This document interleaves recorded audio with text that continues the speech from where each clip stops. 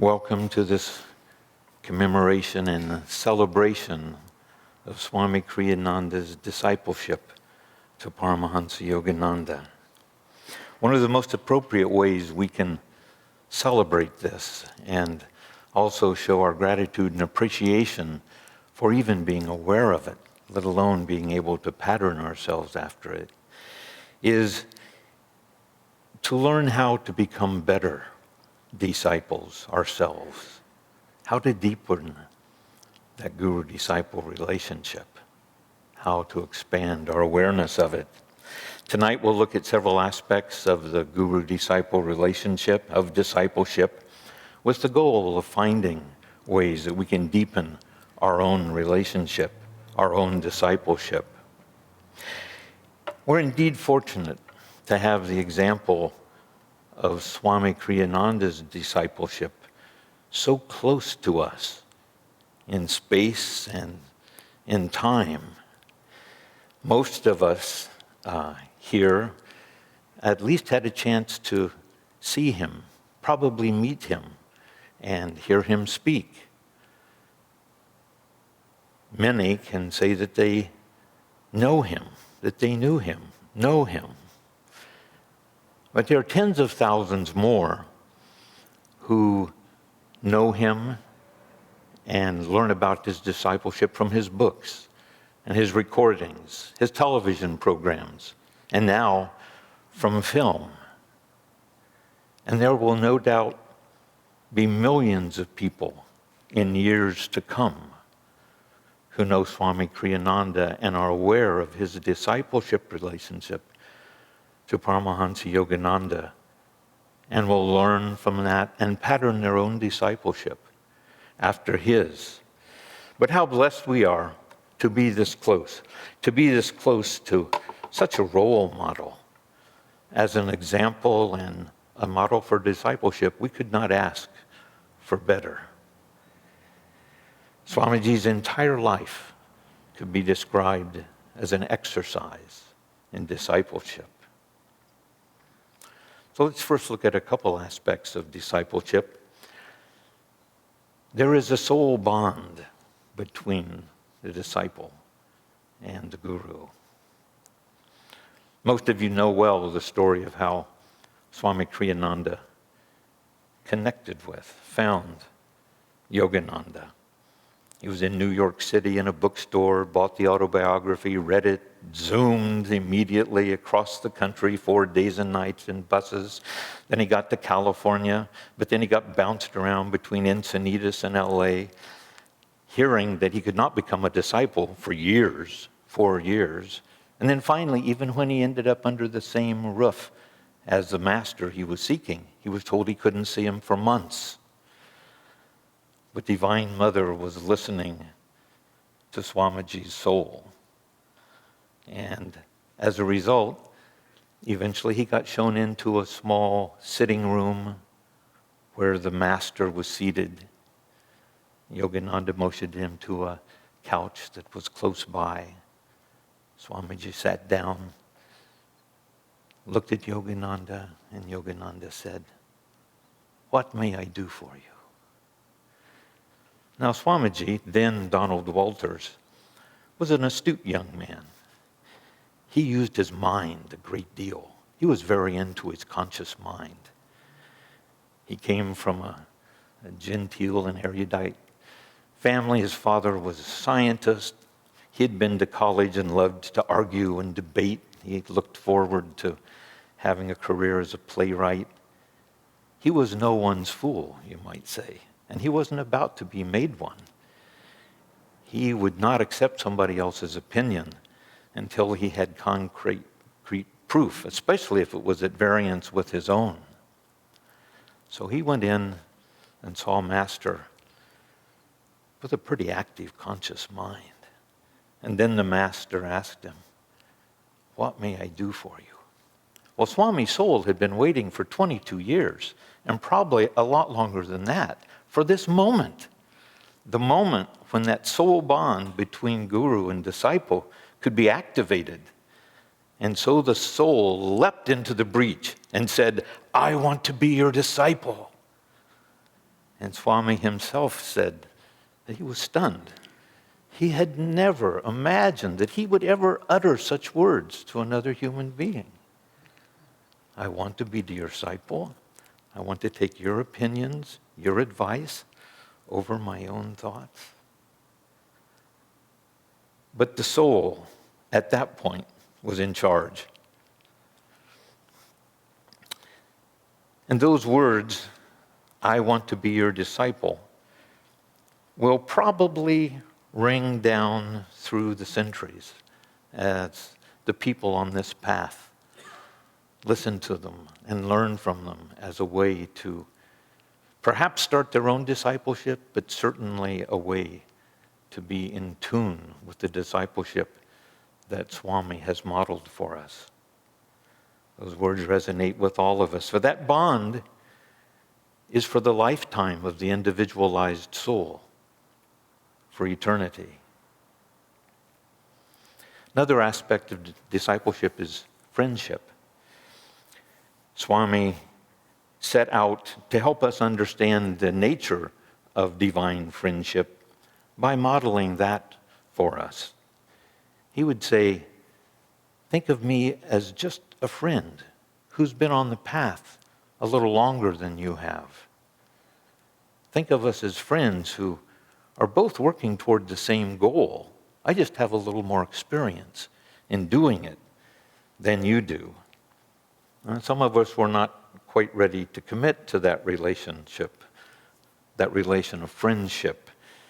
Perhaps holding him off because we felt we were unworthy, but also perhaps we were a little afraid of getting into such a mutually responsible relationship as friendship, where we had to give as much as we would receive. But I think it's important for us to realize that he is still offering us that opportunity. Just because he is not in the body does not mean that we cannot still have a relationship with him as friend and be uplifted by that sweet nature of loving, divine friendship, which is such an important aspect of the guru-disciple relationship. We can take that friendship that we have had with Swamiji, and then we can develop that with our own guru as a friend. That's a challenging thing, but that's a part of the guru-disciple relationship. These words are by Yogananda on the nature of the relationship between the guru and the disciple. The bond with the guru, once established, is not for one lifetime only. It is forever. Even after the disciple has attained spiritual freedom, he acknowledges the guru as the channel through which his liberation came. For the guru is simply a channel for God's power and wisdom. The guru is like a transformer, which makes a higher voltage of electricity available to ordinary households. God is the true guru. Sometimes, indeed, the disciple becomes greater than the guru. Such was the case with Jesus, who was more spiritually developed than John the Baptist, although John the Baptist was his guru from former incarnations. This was why John said in humility that Jesus ought to be baptizing him. And it was why Jesus replied, "Suffer it to be so now, for thus it becometh us to fulfill all righteousness." It was also why Jesus said, "Among those that are born of women, there is not a greater prophet than John the Baptist." Wasn't Jesus himself born of women? He was giving recognition simply to the fact that his debt as a disciple was eternal. If in the beginning the guru disciplines his disciple, it is as that disciple's best and truest friend, as one who would help him to achieve what he most wants in his soul. Only a false guru would pamper his disciples' egos with flattery. A true guru never disciplines with selfish motivation. Whatever teaching or discipline he gives to the disciple comes not from himself, but from God. Thus, you see, the bond of guru and disciple is not one of master and slave. It is an eternal bond of divine love and friendship. This is Swami Kriyananda explaining the friendship aspect of discipleship. Friendship, Yogananda used to say, is the most rewarding human experience because it is a free gift without any compulsion. As noble an institution as friendship is, however, it was not until I met my guru that I came to understand its higher octaves. As a divine friend, he was perfection itself. For friendship should be uplifting, and that is something it is not always. The master was a true friend to everybody, seeing all as his very own. That is why wherever he went, he always found people friendly and eager to help him. Yet, when someone came to him and asked to be accepted as a disciple, he saw his responsibility as a divine friend to be the highest type of friend he could be to that person. In this sense, he might be compared to a divine fisherman, never letting the line get too tight, but if slackened, testing it to see how forcefully he could reel it in without letting it break. He was infinitely kind to us, forgiving, supportive, gentle, humorous, one with us in friendship, and ever completely loving. Yet he was also careful always to turn our minds and aspirations towards our own highest potential in God. Perhaps it was his strength that made some of the disciples think of him as harsh. Otherwise, I can't imagine how anyone saw him as anything but a strong bulwark, supportive always of our true needs. I think those disciples simply hadn't the humility or the sensitivity to see in him the truest divine friend that they would or could ever have. What did our guru want from us? Nothing. Nothing, that is, but our highest good. Could any friend be more perfect, more dear, more wonderful than that? More and more through the years, I have found him mentally guiding me, leading me toward final inner freedom, filling me with inner bliss. He hasn't made the way easy, unless indeed I consider, as I do, that every hardship has become, in the end, a supernal blessing. No, I can think of no experience in my life that has not ended in sweetness, in an expansion of love, and in deep gratefulness. I love my guru. As he himself wrote about his own guru, Swami Sri Yukteswar, I love my guru as the spoken voice of silent God. He was ever, and is now more than ever, my nearest, dearest companion. If I am right, I feel his inner smile. If I am wrong, I feel his inner encouragement to do better. He is on my side in every struggle against delusion. Could anyone be a better, truer friend than that? The most important thing we can do as disciples is to get in tune. And when things get difficult, to get more in tune. Now, what is the purpose of attunement? Well, one can look at it as though we need to get in tune so we can help the guru. That is, we have to do 25% of the job, right? Put out 25% of the energy. So if we just attune ourselves, that probably accounts for about 25% of the energy we have to do. If we can have perfect attunement, and then we're helping the guru, because once we've attuned ourselves to him and done our 25%, then he can do his 25% and introduce us to God and then God will do his 50%. And the guru's been successful. So we need to get in tune, if for no other reason, out of obligation to the guru. Swami Kriyananda had started learning about attunement just as soon as he got to Mount Washington. Immediately he asked that conscious mind of his back in gear, what do we have all these pictures for? Why are there lots of people's pictures up on the altar? Aren't we seeking the formless, the omniscient, omnipresent? Isn't that what we are here to find? Why do we have all these people reminding us of them?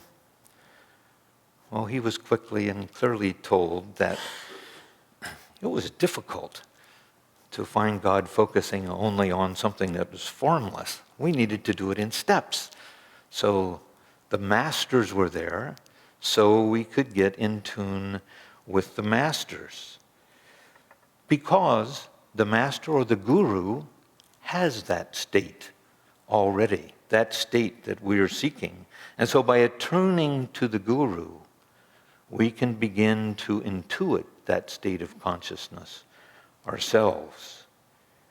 And he was clearly told that attunement was even more important for him than paying attention to what the guru was saying and doing outwardly. One adventure he had in his early exploration of attunement came from, or started with a fellow disciple, Boone.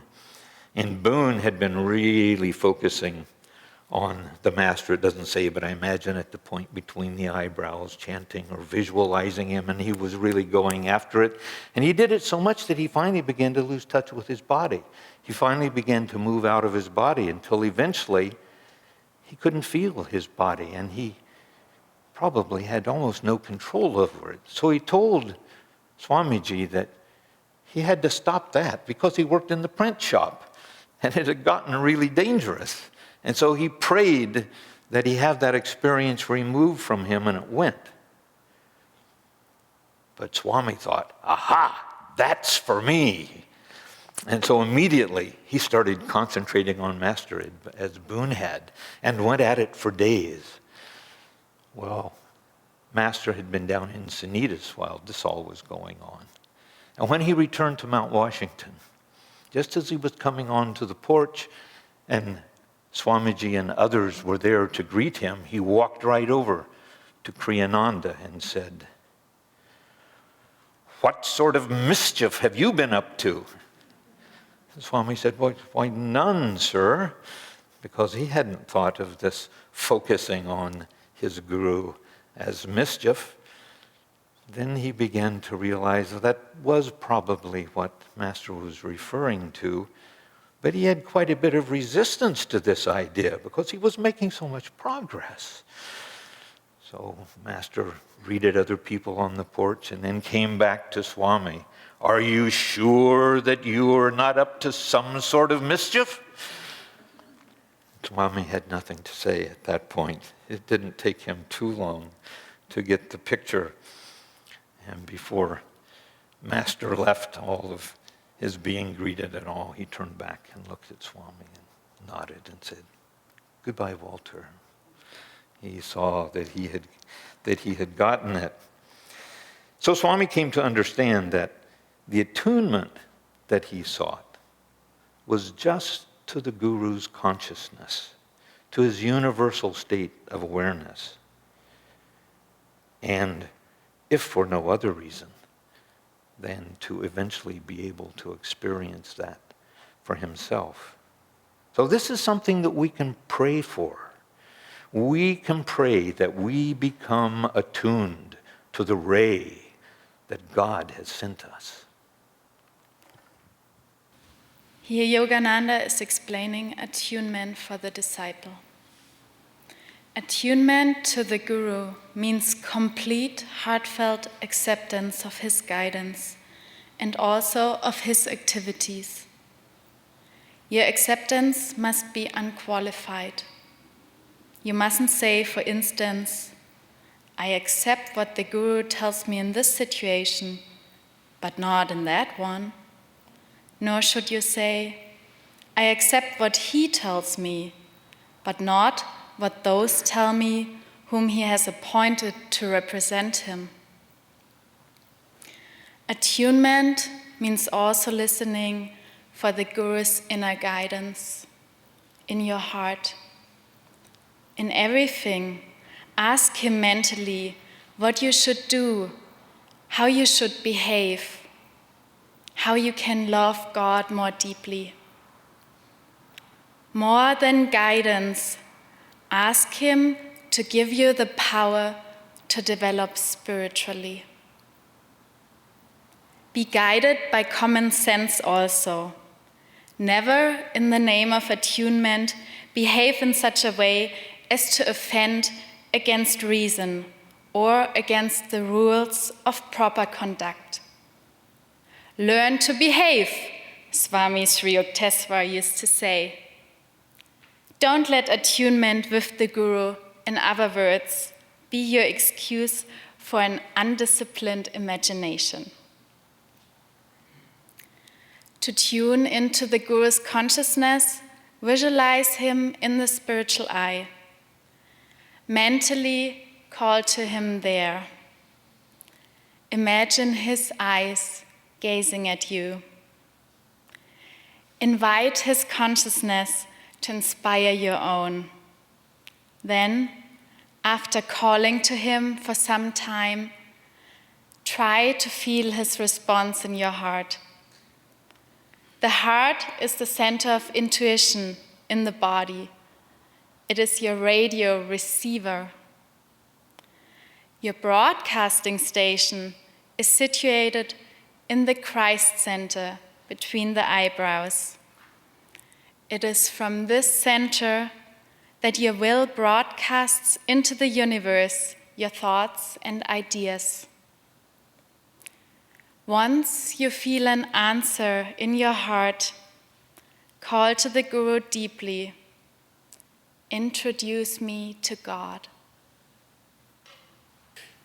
In this reading, Swami Kriyananda is talking about attunement in discipleship.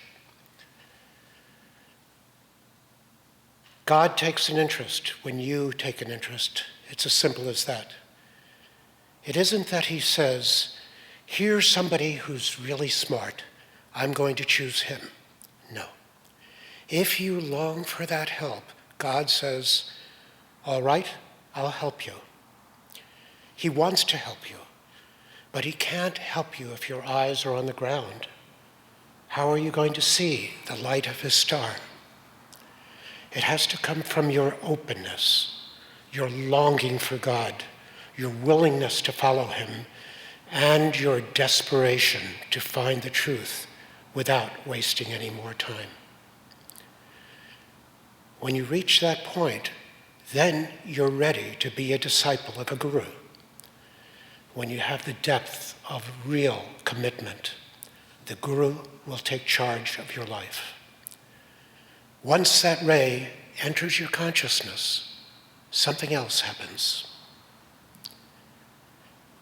There was a printer at Mount Washington who was a worldly man and not at all interested in the spiritual truths. He was hired to print the books. And he used to spend a fair amount of time joking about these yogis with their meditation and their idea of a guru. It was all nonsense to him. But one of the monks there took it upon himself to befriend him and to explain the teachings to him. The printer began to think, oh, this sounds pretty good. And he began to notice that the people around him were really kind and loving. Finally, the master saw that he was starting to open up, so he called him upstairs for an interview. I don't think the master said anything much. It was probably just the usual kind of superficial. Was he married? Did he have any children? No, he may have said more, but here's what really happened. At a certain point, Master held this man, Orville, by the sides of his head and looked deeply into his eyes for a long time. When Orville came out, he was just dizzy and didn't know what happened. But the next time I saw him, he was a devotee. That contact had been made, and it was deep and permanent. Now, this is what we need to pray for, to have that kind of attunement with the ray that God has sent us. You see, discipleship goes beyond our word discipline. Discipline brings to mind taking it on the chin and being willing to correct yourself again and again and again until you finally get it right. And, well, that certainly is a part of discipleship. But there's another thing that comes in. You become a child of the Guru, his son or daughter. When this kind of bond is formed, no matter how many lives you stray or struggle, he is still with you. He will always watch over you and see that you get out of delusion. But you need to pray for it. It's not an intellectual decision, but one that comes from the soul. The important thing is that you have total commitment and attunement to his ray. When Master was with his disciples, he often didn't talk very much. I was with him for the last 3.5 years of his life, which isn't very long, but it's more than the disciples got to spend with Jesus. During that time, I found that when he talked, it was primarily of attunement. He said, be in tune, get in tune, hang on to that feeling of attunement, and everything will go all right. He told us that even if we have many tests and trials in our lives, our attunement would get us through. Difficulties are how we grow. And if you are in tune, nothing else matters. My Lord, I will be thine always. My Lord, I will be thine always. I may go far, farther than the stars. I may go far, farther than the stars, but I will be thine always. My Lord, I will be thine always. Devotees may come, devotees may go. Devotees may come, devotees may go, but I will be thine always. My Lord, I will be thine always. When I die, look into mine eyes. When I die, look into mine eyes. They will mutely say, I will be thine always. My Lord, I will be thine always. I may go far, farther than the stars. I may go far, farther than the stars, but I will be thine always. My Lord, I will be thine always. Devotees may come, devotees may go. Devotees may come, devotees may go, but I will be thine always. My Lord, I will be thine always. When I die, look into mine eyes. When I die, look into mine eyes. They will mutely say, I will be thine always. My Lord, I will be thine always. I may go far, farther than the stars. I may go far, farther than the stars, but I will be thine always. My Lord, I will be thine always. Devotees may come, devotees may go. Devotees may come, devotees may go, but I will be thine always. My Lord, I will be thine always. When I die, look into mine eyes. When I die, look into mine eyes. They will mutely say, I will be thine always. My Lord, I will be thine always. I may go far, farther than the stars. I may go far, farther than the stars, but I will be thine always. My Lord, I will be thine always. Devotees may come, devotees may go. Devotees may come, devotees may go, but I will be thine always. My Lord, I will be thine always. When I die, look into mine eyes. When I die, look into mine eyes. They will mutely say, I will be thine always. My Lord, I will be thine always. I may go far, farther than the stars. I may go far, farther than the stars, but I will be thine always. My Lord, I will be thine always. Devotees may come, devotees may go. Devotees may come, devotees may go, but I will be thine always.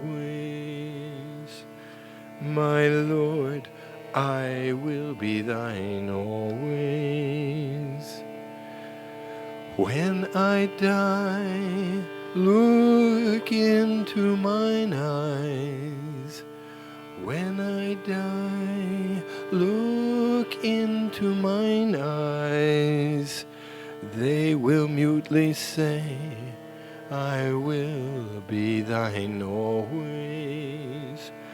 My Lord, I will be thine always. My Lord,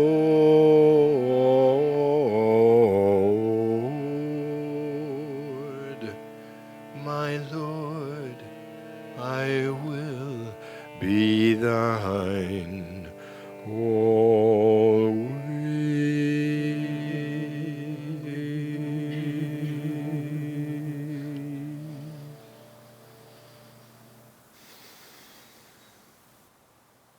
Can we expand or intensify our discipleship by experiencing the Guru more deeply? Is it possible for us to connect with the Guru in a more direct way, in addition to thinking of him and perhaps carrying on a conversation with him throughout the day? Might we receive a vision of the Guru, or even more?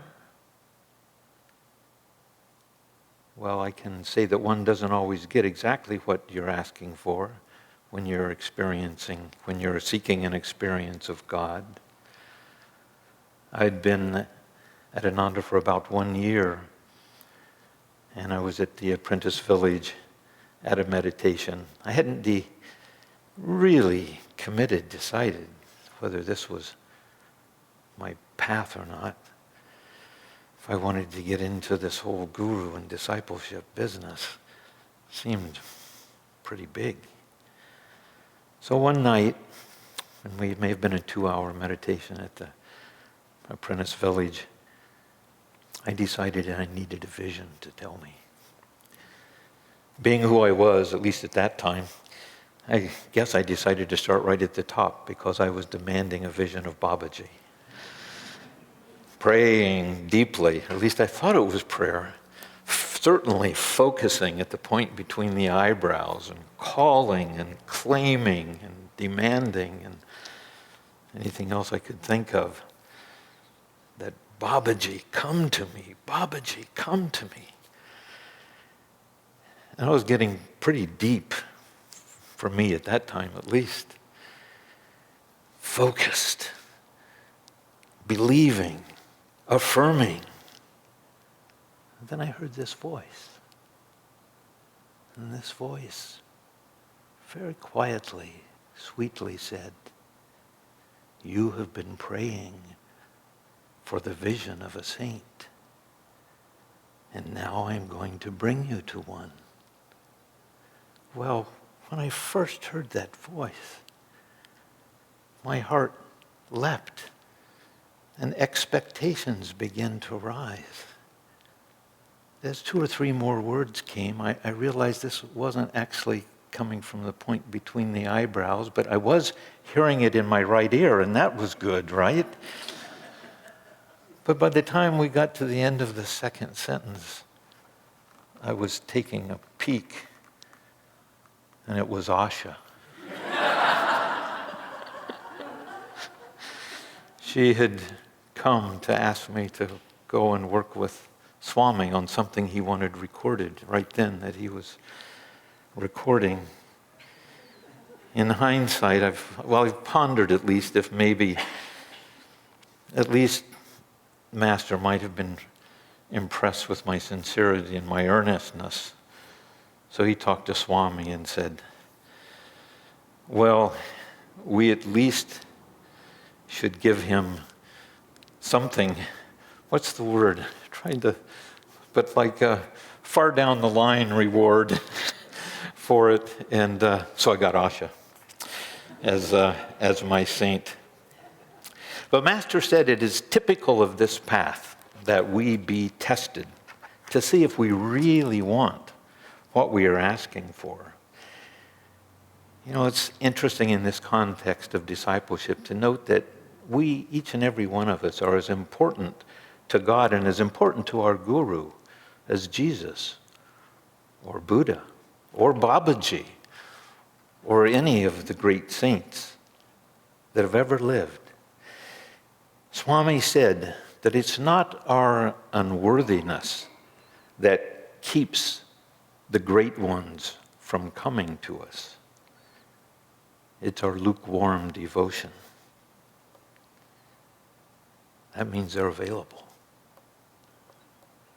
When we surrender to that deep longing, then the great saint, the master, the guru, can appear to his disciple. Here, Yogananda tells us how, as disciples, we can draw the Guru to us in visualization and even more concretely. A disciple residing far away from the Guru may practice a spiritual method of communion. The Guru, one with God, is present everywhere, including the wisdom center, the point between the eyebrows. At the end of meditation each day, the disciple should concentrate at the point between the eyebrows and visualize his guru. If if visualization of and concentration on the Guru are deep, the advanced disciple can contact the Guru even after the Guru has left his body. One who ardently meditates on his Guru becomes attuned to him, imbibing his qualities, and ultimately feels the presence of God. Just as people talk back and forth over a CB radio by tuning in, so a devotee may tune in with the Guru and see him televised in the crystal sphere of the spiritual eye. The disciple who daily and deeply practices his spiritual exercises and advances in the path may find the Guru appearing visibly on the astral plane to guide him onward. By fervently worshiping God in the form of his Guru, either mentally or before an image or a picture, a devotee may see that form first in vision and then, by deeper spiritual advancement, as a materialized being, living and talking. Swami Kriyananda tells us how to intensify our personal experience of the Guru. It is important to realize that the experiences of higher meditation are in no way mind-born. They are received, that is, not created. Once the mind is interiorized, it becomes like an upturned crystal chalice ready for filling. Calm, interiorized, and uplifted, it receives the first clear intimations of the ecstasies that await it in superconsciousness. The vision of the inner light comes in deep meditation. In the forehead, it takes shape, beheld in the center of the forehead, between the eyebrows, once the mind is deeply concentrated. Think of your Guru in meditation, then, as the human being he is or was. Concentrate on that one special avatar among many for whom your heart feels a particular affinity. Visualize that spirit descending through your medulla, brain, and spine and out into your nervous system, filling your entire body. Feel that he has, in some mysterious but exalted sense, become you. And feel divine devotion toward him, especially in your heart. You are that divine consciousness which now dwells in your body. Pray that it fill you and purify you of every human imperfection. Uplift the attunement you feel in your heart and offer it up to God. Pray that your Guru make you one with himself, with the infinite spirit. In this meditation, there is no presumption. Rather, it helps the divine avatar to fulfill his purpose in descending into human form at all, to give you yourself the grace to attain all that he himself has attained.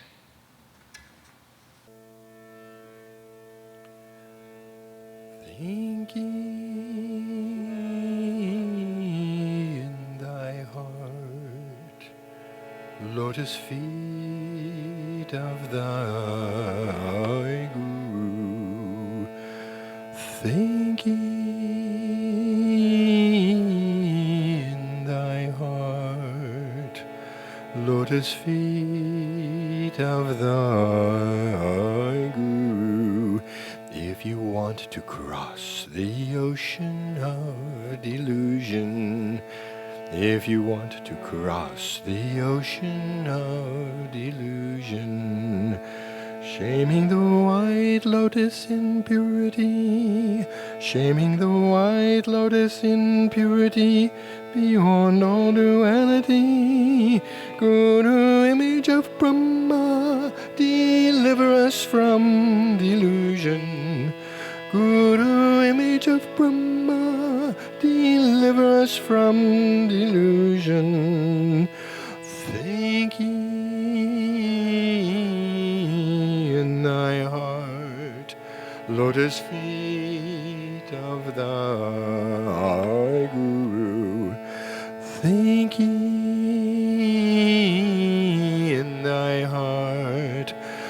lotus feet of thy Guru.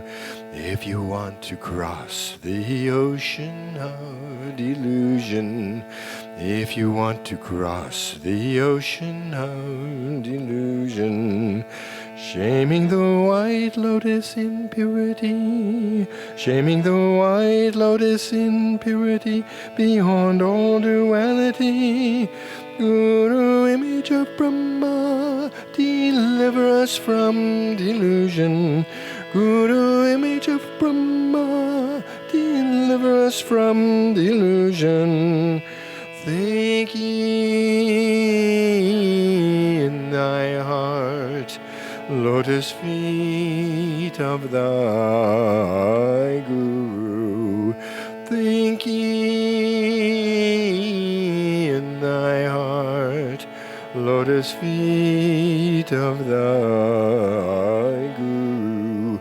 If you want to cross the ocean of delusion, if you want to cross the ocean of delusion, shaming the white lotus in purity, shaming the white lotus in purity, beyond all duality, Guru, image of Brahma, deliver us from delusion. Guru, image of Brahma, deliver us from delusion. Think ye in thy heart, lotus feet of thy Guru. Think ye in thy heart, lotus feet of thy Guru. Think ye in thy heart, lotus feet of thy Guru. Think ye in thy heart, lotus feet of thy Guru.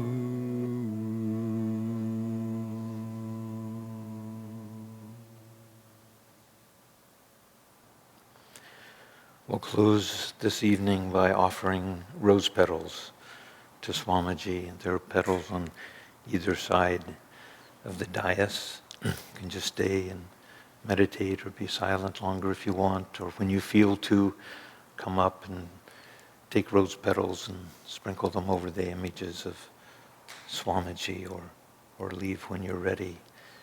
Do refrain from talking to each other until you're outside the sanctuary, so those that are here can stay deeper. Also, we have for you a copy of A Letter to a Disciple, written by Master, and they'll be at either of the doors you can pick up when you leave. May God and Guru and Swamiji bless you.